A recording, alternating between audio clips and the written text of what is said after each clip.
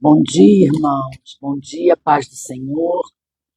Mais um dia aqui na presença do Senhor para a leitura do Provérbios número 30, de capítulo 30, e continuando o livro de Marcos, capítulo 2.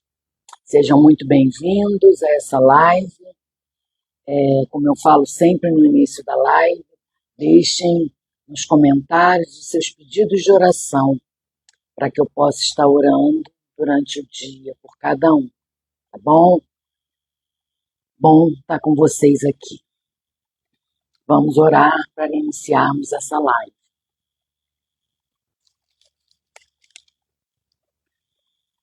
Senhor Deus, Pai querido, Pai de amor, estamos aqui mais uma vez. Mais um dia se inicia, um dia único, um dia que o Senhor fez com exclusividade para cada um de nós. Um dia personalizado, um dia único, Senhor. Obrigada, Paizinho. Glórias te damos por termos o privilégio de estarmos reunidos para fazer a leitura da Tua palavra e meditar sobre ela. Pai, nos auxilia, nos orienta com Seu Santo Espírito, nos direcionando, nos dando sabedoria e discernimento para entender o que o Senhor tem para falar conosco. Obrigada, Senhor. Obrigada porque estar na Tua presença e ter o privilégio de ler a Tua palavra é de grande alegria para mim. Obrigada, Paizinho. Cuida da nossa leitura, cuida do nosso estudo e que esse estudo sirva para nos abençoar, nos direcionar e nos fazer colocar em prática tudo que iremos aprender aqui. Eu oro em nome de Jesus. Amém. Amém, irmãos. Deus abençoe vocês. Então nós vamos começar com o livro de Provérbios. E eu estava lendo aqui na minha Bíblia, NVT, de Charles Spurgeon, e eu fui ler o estudo. Eu vou apresentar a vocês. Boa tarde, Marcos, tudo bem? Eu vou apresentar a vocês o autor desse Provérbios, Agur. Aqui na minha Bíblia diz assim, olha, esse homem, Agur, era naturalista, não temos nada dele, exceto esse capítulo, mas suas alusões à história natural ao longo dele são extremamente abundantes. Ele era um cientista instruído, mas sentiu que não poderia, por simples pesquisa, descobrir Deus ou formar uma ideia sobre ele, a partir de seus próprios pensamentos. Quando ele ouviu falar das grandes descobertas daqueles que se julgavam ser pessoas superiores, ele rejeitou tal sabedoria. A filosofia falhou e a revelação era sua única confiança. Quanto a si mesmo, ele não reivindicou esse grau de percepção e profundidade que lhe permitiu pensar muito bem em Deus, mas foi ao próprio Deus e aprendeu com ele, em primeira mão, através da sabedoria do Senhor revelada. Isso aqui está nessa Bíblia aqui, na NVT, é o estudo. Então eu estou apresentando vocês o Agur. Aí diz assim, olha, ditados de Agur. Os ditados de Agur, filho de Jaque, contêm esta mensagem. Estou cansado, ó Deus, estou cansado e exausto, ó Deus. Sou o mais tolo dos homens, não tenho discernimento, não aprendi a sabedoria humana, nem tenho conhecimento de santo. Quem é capaz de subir aos céus e descer? Quem envolve os oceanos em sua capa? Quem criou o mundo inteiro? Qual é o seu nome? E qual é o nome do seu filho? Diga-me se é que sabe. Esses capítulos, o 3, o 4, É um antropoformismo, né? O antropoformismo, gente, atribui a Deus qualidades humanas. Então, como a Bíblia fala com a gente através dos atributos humanos. Deus não tem. Deus é onipotente, onisciente, onipresente. Ele está em tudo que é lugar, ele abraça o mar, ele faz o que ele quer. Mas, para que a gente entenda, usa-se o termo, usa-se as qualidades humanas, né? Imagem corporal, para que possamos entender. Então vamos lá, toda palavra, no versículo 5, toda palavra de Deus se prova verdadeira. Ele é escudo para quem busca sua proteção. Não acrescente nada às palavras deles. Se o fizer, ele o repreenderá e mostrará que você é mentiroso. Ó Deus, eu te peço 2 favores. Concede-os antes que eu morra. Primeiro, ajuda-me a ficar longe da falsidade e da mentira. Segundo, não me deis nem pobreza, nem riqueza. Dai-me apenas o que for necessário. Pois se eu ficar rico, pode ser que te negue e diga: quem é o Senhor? E se eu for pobre demais, pode ser que eu roube e com isso desonre o nome do meu Deus. Não fale mal do servo a seu senhor, do contrário, o servo o amaldiçoará e você sofrerá as consequências. Alguns amaldiçoam o pai e são ingratos com a mãe. Consideram-se puros, mas são imundos e nunca foram lavados. Olham ao redor com orgulho e lançam olhares de desprezo. Seus dentes são como espadas e suas presas como facas. Devoram da terra os pobres e da humanidade os necessitados. A sanguessuga tem 2 bocas que dizem mais, mais. Há 3 coisas que nunca se satisfazem. Ou melhor, 4 que nunca dizem é suficiente. A sepultura, o ventre estéril, o deserto sedento e o fogo abrasador. O olho de quem zomba do pai e despreza as instruções da mãe será arrancado pelos corvos do vale, devorado pelos abutres. Pelos corvos do vale e devorado pelos abutres. Há 3 coisas que me deixam maravilhado, ou melhor, 4 coisas que não entendo. Como a águia plana no céu, como a serpente rasteja sobre a terra, sobre a rocha, como a embarcação navega no mar e como o homem ama a mulher. A mulher adúltera devora o homem, depois limpa a boca e diz: não fiz nada de errado. Há 3 coisas que fazem a terra estremecer, ou melhor, 4, que ela não pode suportar. O servo que se torna rei, o tolo arrogante que prospera, a mulher amargurada que enfim arranja um marido e a serva que toma o lugar de sua senhora. 4 coisas na terra são pequenas, mas muito sábias. As formigas, que embora não sejam fortes, armazenam alimento no verão. Os coelhos silvestres, que embora não sejam poderosos, fazem sua boca nas rochas, fazem sua toca nas rochas. Os gafanhotos, que embora não tenham rei, marcham em fileira. E as lagartixas, que embora sejam fáceis de apanhar, vivem até nos palácios dos reis.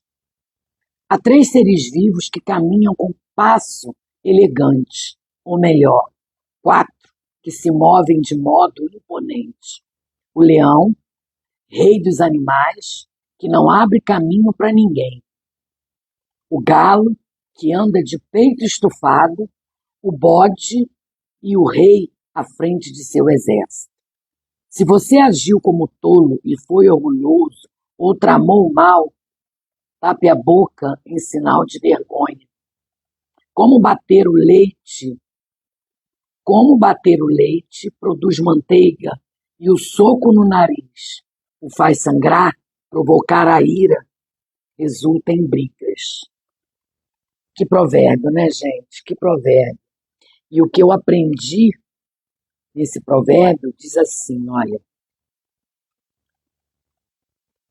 o capítulo desse provérbio é notável, né, na Bíblia, que apresenta sabedoria de Agur. Ele apresenta a sabedoria de Agur. Este capítulo é famoso por sua humildade e reverência a Deus. Ele começa reconhecendo sua própria ignorância e limitação diante do conhecimento divino. Todos nós, né? Não somos nada diante da grandeza de Deus. Ele expressa seu desejo de não ser rico demais para esquecer de Deus, nem pobre demais para roubar estas palavras. Para roubar essas palavras refletem a busca do equilíbrio na vida. A riqueza, a Bíblia não é contra nós sermos ricos. A Bíblia é contra nós sermos escravos do dinheiro. Então, se nós temos dinheiro e sabemos usá-lo bem no reino, amém, glória a Deus. Mas aquele que é escravo do dinheiro, aí está condenado. Então, nós temos que fazer com que o dinheiro seja nosso escravo e sabemos utilizá-lo no reino. Sabemos utilizá-lo bem. É isso que nos ensina.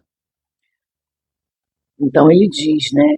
O desejo de não ser rico demais, porque tem gente que fica rico, prospera e se esquece de Deus, porque acha que foi com a força do braço dele. Então ele diz que eu não seja rico demais para esquecer de Deus, e nem pobre demais para roubar. É a busca do equilíbrio. Agur também enfatiza a importância de viver uma vida justa e honrada. Ele condena a falsidade, a mentira e a arrogância, destacando a importância da sinceridade e da honestidade. Temos que ter cuidado com pessoas falsas, pessoas arrogantes, pessoas mentirosas. Também temos que ter cuidado para que não nos tornemos pessoas desse jeito.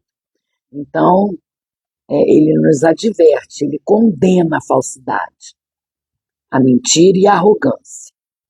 Também observa a incrível ordem da natureza, como exemplos, como a formação das águias no céu, o rastro da serpente na pedra, ressaltando a complexidade e a sabedoria de Deus na criação. Deus é maravilhoso, né? Outro aspecto desse capítulo é a ênfase na palavra de Deus como uma rocha sólida e confiável.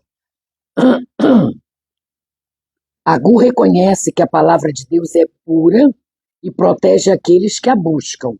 Ele nos lembra que Deus é o nosso refúgio e força em tempos de dificuldade. Glória a Deus. Bem, um resumo que eu fiz aqui de Provérbios, desse Provérbio 30, é que a sabedoria divina é uma visão profunda da sabedoria divina e destaca a importância da humildade, integridade e confiança na palavra de Deus. Em nossa jornada espiritual, Agur nos desafia a buscar um relacionamento genuíno com Deus, reconhecendo nossa dependência dele em todas as áreas de nossa vida. Em todos os momentos nós somos dependentes do Senhor. Nada vem através da nossa força, através da nossa vontade. E quando tomamos decisões através apenas com o nosso entendimento, com certeza a gente vai se frustrar. Então, a gente tem sim ter um relacionamento genuíno com o Senhor e reconhecer a nossa dependência nele, em tudo, em todas as áreas. Área financeira, área espiritual, área de relacionamento, área interpessoal, nossa família, com o nosso cônjuge. Tudo nos remete a ser dependentes do Senhor, sempre. Então, agora nós vamos para o livro de Marcos, perdão, gente, é que eu peguei a minha Bíblia NVT. Hoje eu vou fazer a leitura dela. Que ela tem muita coisa. Eu estou até com a minha Bíblia King James. Tem muita coisa que é igual. Olha, Jesus cura um paralítico. E diz assim: dias depois, quando Jesus retornou a Cafarnaum, a notícia de que ele tinha voltado se espalhou rapidamente. Na versão King James, diz assim: e novamente ele entrou em Cafarnaum depois de alguns dias e divulgou-se que ele estava na casa. Então vamos continuar na NVT hoje. Versículo 2.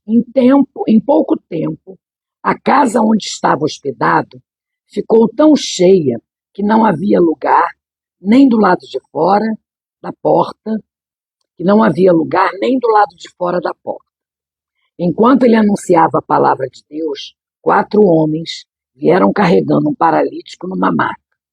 Por causa da multidão, não tinha como levá-lo até Jesus. Então abriram um buraco no teto, acima de onde Jesus estava. Em seguida, baixaram o homem na maca, bem na frente dele. Ao ver a fé que eles tinham, Jesus disse ao paralítico: filho, seus pecados estão perdoados. Alguns dos mestres da lei que estavam ali sentados pensaram: o que ele está dizendo? Isso é blasfêmia. Somente Deus pode perdoar pecados. Jesus logo percebeu o que eles estavam pensando e perguntou: por que vocês questionam essas coisas em seu coração? O que é mais fácil dizer ao paralítico: seus pecados estão perdoados? Ou levante-se, pegue a sua maca e ande. Mas eu lhes mostrarei que o Filho do Homem tem autoridade na terra para perdoar pecados. Então, disse ao paralítico: levante-se, pegue sua maca e vá para casa. O homem se levantou de um salto, pegou sua maca e saiu andando diante de todos. A multidão ficou admirada e louvava a Deus, exclamando: nunca vimos nada igual.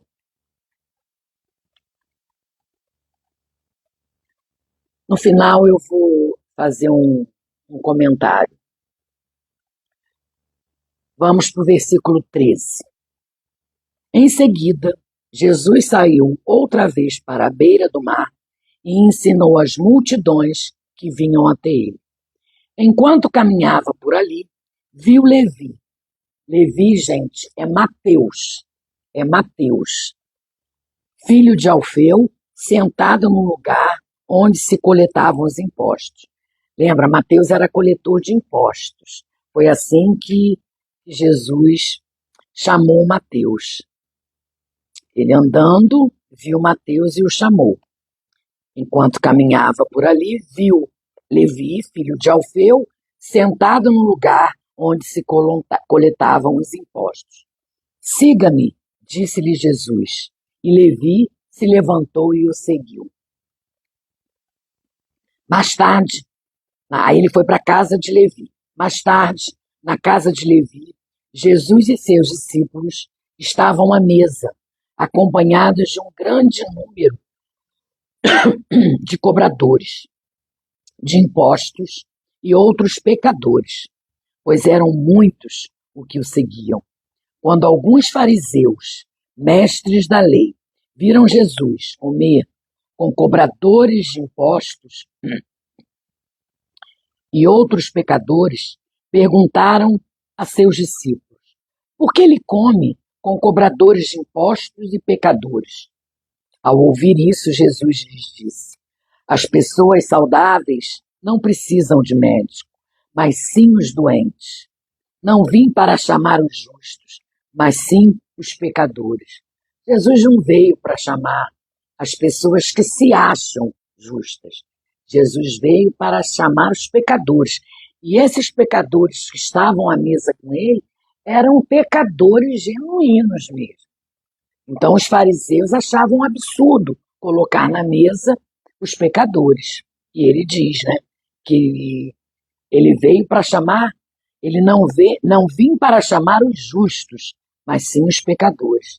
A gente tem que ter cuidado, porque quando ele fala justos, nem os justos são justos.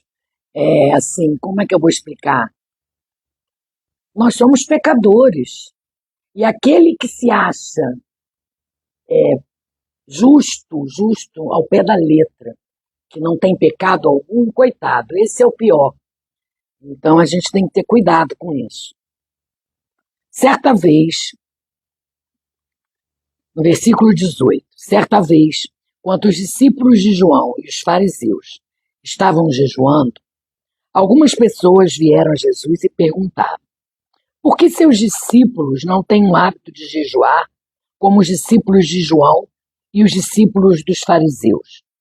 Jesus respondeu: por acaso os convidados de um casamento jejuam enquanto festejam com o noivo? Não podem jejuar enquanto o noivo está com eles. Um dia, porém, o noivo lhes será tirado. Então jejuarão. Além disso, ninguém remendaria uma roupa velha usando pano novo. O pano novo encolheria a roupa velha e a rasgaria, deixando um buraco ainda maior. E ninguém colocaria vinho novo em velhos recipientes de couro. O vinho os arrebentaria, e tanto o vinho como os recipientes se estragariam. Vinho novo precisa de recipientes novos. Versículo 23. Num sábado, enquanto Jesus caminhava pelos campos de cereal, seus discípulos começaram a colher espigas. Os fariseus lhe perguntaram por que seus discípulos desobedecem à lei colhendo cereal no sábado. Jesus respondeu: vocês não leram as Escrituras? O que fez Davi quando ele e seus companheiros tiveram fome? Ele entrou na casa de Deus nos dias em que Abiatar era sumo sacerdote, comeu os pães sagrados que só os sacerdotes tinham permissão de comer e os deu também a seus companheiros. Então Jesus disse: o sábado foi feito por causa do homem, e não o homem por causa do sábado. Portanto, o Filho do Homem é Senhor até mesmo no sábado. Glória a Deus, aleluia, né? Esse capítulo de Marcos nos fala da cura do paralítico, nos fala do chamado do Senhor a Levi, que é Mateus, quando ele chama Levi para segui-lo, nos fala sobre o jejum e nos fala sobre a discussão do sábado. Então a gente entende, e eu tirei aqui detalhes nessa história para meditarmos. Primeiro, a fé ativa e incondicional desses amigos que, não olhando as circunstâncias, levam o seu amigo até Jesus, que aqui diz, né? Alguns, aqui, ó. 4 homens, no versículo 3, 4 homens vieram carregando um paralítico numa maca. Então, a fé ativa e incondicional desses amigos, que, não olhando as circunstâncias, levam o seu amigo até Jesus. E essa fé que levou o homem a ter seus pecados perdoados e também a ser curados. Então, aqui o Senhor fala, olha aqui, ao ver a fé que eles tinham, Jesus disse ao paralítico: Filho, seus pecados são perdoados. Então ele perdoa os pecados do homem e o cura. O segundo, a segunda, o segundo detalhe que eu vi aqui nesse capítulo é a incredulidade dos fariseus. Eles não reconhecem a autoridade de Jesus e questionam os seus propósitos, questionam os propósitos do Senhor, a oposição à fé incondicional e a incredulidade circunstancial.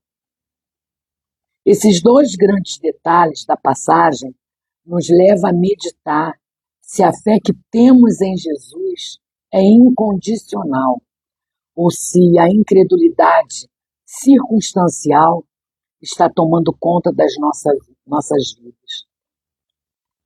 É hora da gente pensar e refletir, né?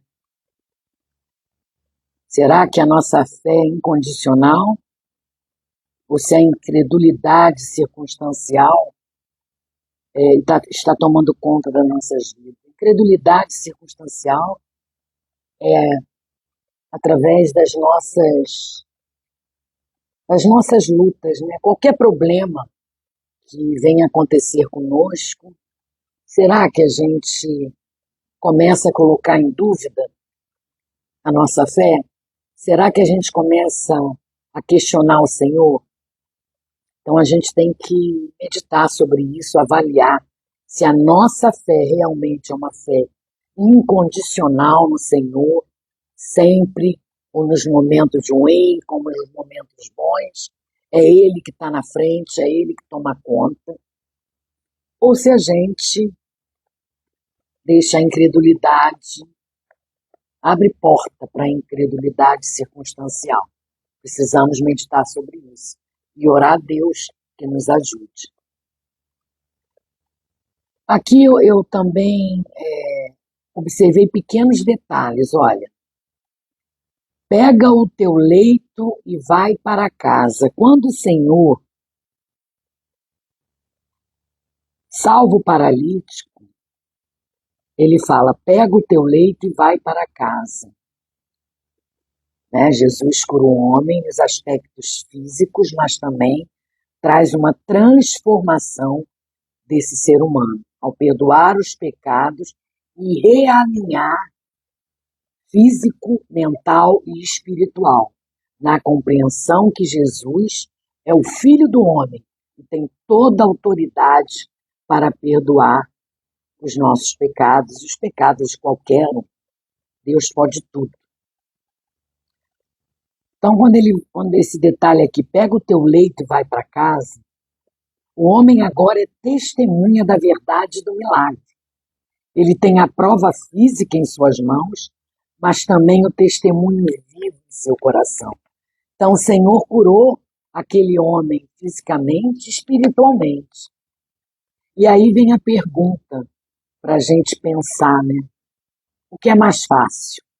A cura física ou a transformação do ser humano por completo? Para Jesus, as duas coisas eram Para Jesus, as duas coisas eram fáceis, mas ele fez questão de mostrar a sua autoridade sendo filho de Deus. Não só para curar, mas também restaurar e transformar o ser humano por completo. Deus tem esse poder de transformar, de curar fisicamente e espiritualmente. Então, a gente tem que estar aberto para essa cura, aberto para essa intimidade com o Senhor e permitir, porque Deus ele não invade a nossa vida. Ele espera que chamemos por Ele. Ele não chega aqui e invade. Não, Ele nos deu o livre-arbítrio. Então, por isso a gente tem o direito de escolher qual caminho trilhar, qual caminho seguir. E nas Escrituras é mais do que dito que caminhar junto com o Senhor É a única resposta cabível. Não existe outra resposta a não ser essa: caminhar na presença do Pai. Porque Ele é o único, é o suficiente para nos curar, para nos libertar, para nos salvar. Ele é um Deus onipotente, onisciente e onipresente. E eu louvo a Deus pela vida de vocês, por minha vida. Eu louvo a Deus por ter sido apresentado a esse Deus maravilhoso e pelo que Ele tem feito em minha vida. É uma alegria muito grande hoje poder estar aqui falando do Senhor.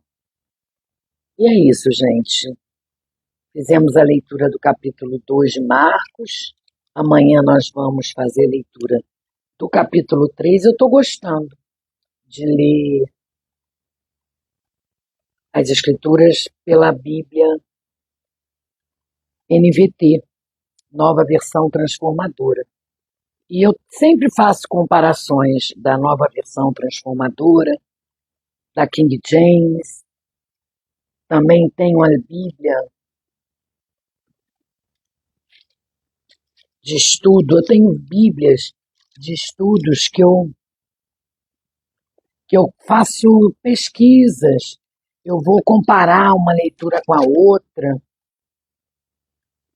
Então, eu tenho a Nova Versão Transformadora, tenho a King James, tenho a Século XXI, tenho a Ara, que é a Almeida Corrigida, tenho essa aqui também, que é a linguagem de hoje, que é a mais simples. Então, eu sempre faço uma comparação dos livros uma com a outra, porque me abre mais o entendimento. Mas vocês aí podem falar qual a versão que vocês gostariam mais que eu lesse. Eu gostei muito dessa NVT, que não foge muito a King James, que é a mais original, eu creio que é a mais original. Então é isso, gente. Foi um bom estudo, uma boa leitura. Vamos orar para finalizar o nosso estudo. Pai querido, Pai de amor, graças te damos. Obrigada, Senhor Deus. Obrigada por nos dar essa oportunidade de fazer a leitura, de entender a tua palavra. Obrigada, Senhor, por estar me capacitando a cada dia, me fazendo entender cada versículo lido. Obrigada, Senhor, por ter condições de comparar cada capítulo, cada versículo em outras versões, em várias versões. Obrigada, Senhor. Obrigada. Obrigada por estar aqui. Obrigada porque eu creio, Senhor, que tudo que sai da minha boca vem do Senhor. Tudo que é falado vem do Senhor. Me ajuda, Pai. Me ajuda a entender qual o seu propósito na minha vida.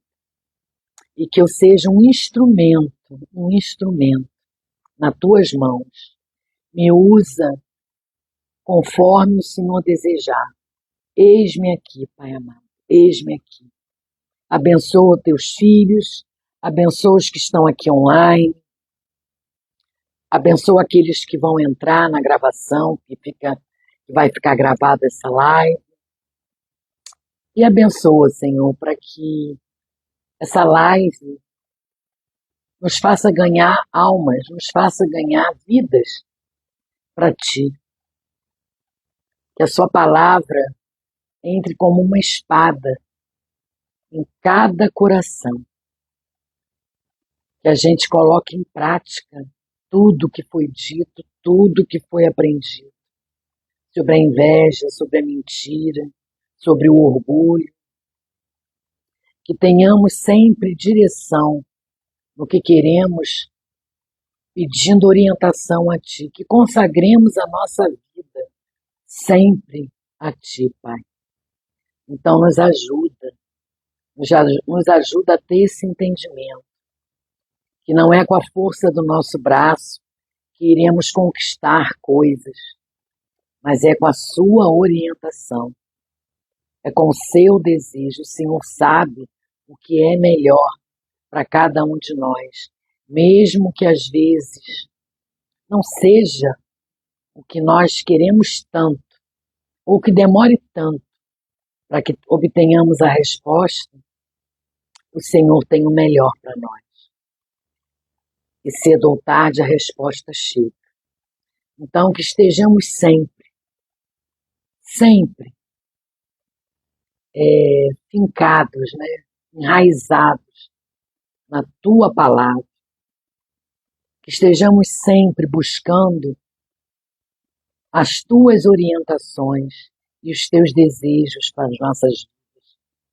Que coloquemos sempre, antes de qualquer decisão,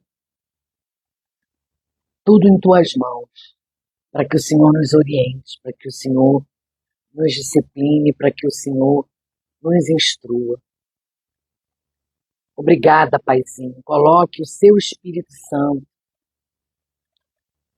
dentro de cada um para que Ele nos oriente, que Ele nos discipline, que Ele nos edifique, que Ele nos dê sabedoria, discernimento para cada situação que iremos passar durante o dia.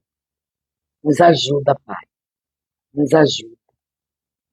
Obrigada, Senhor, pelo Teu amor. Obrigada.